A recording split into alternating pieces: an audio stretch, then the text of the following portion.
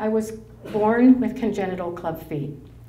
And on the day I was born, they called in an orthopedic surgeon. And the orthopedic surgeon looked at the severity of my clubbed feet and told my parents, odds are she'll never walk. She'll probably be in a wheelchair her whole life. But I'm going to do what I can for you. And so for the first 3 or 4 years, it was like plaster casts on my leg that my mom had to learn how to change because kids' feet, grow so quickly. And then around age 4, a series of 11 operations began, about 1 a year from age 4 to age 15. Now, I don't know why I remember this. Maybe it's so that I can tell you today. But when I was 7 years old, I remember walking past the dining room table, and now I know my mom was paying the bills, and I remember her saying to my dad, I think we can give the surgeon another $25 this month.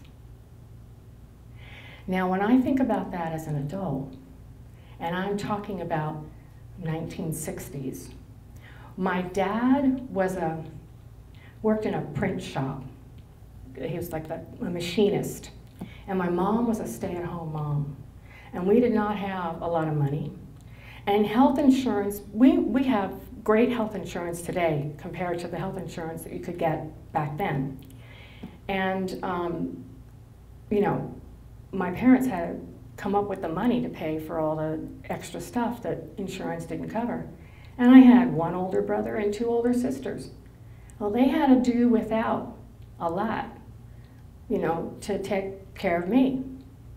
Now, I could stop right there, and any one of you would say, well, we'd all do that for our kids.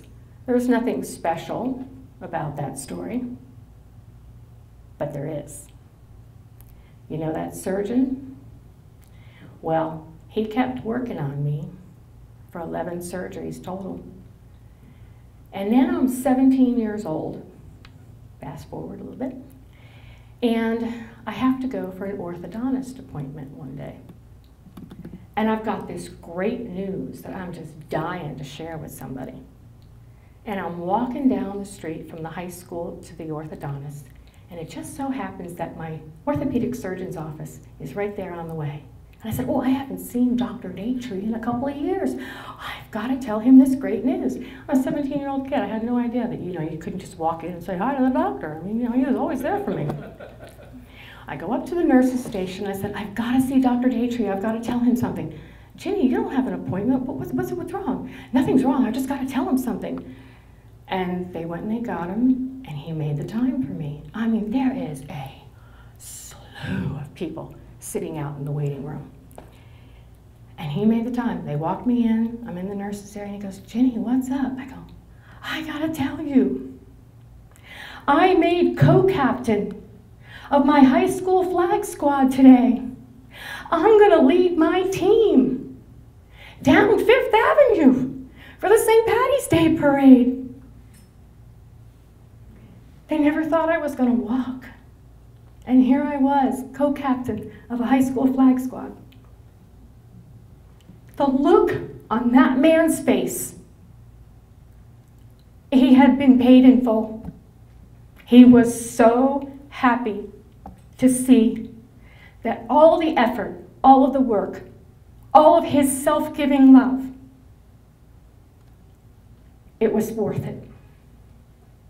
And today I can stand in front of you because of Dr. Foster Daytree. So even though he has since passed on, his work continues in me. That is self-giving love.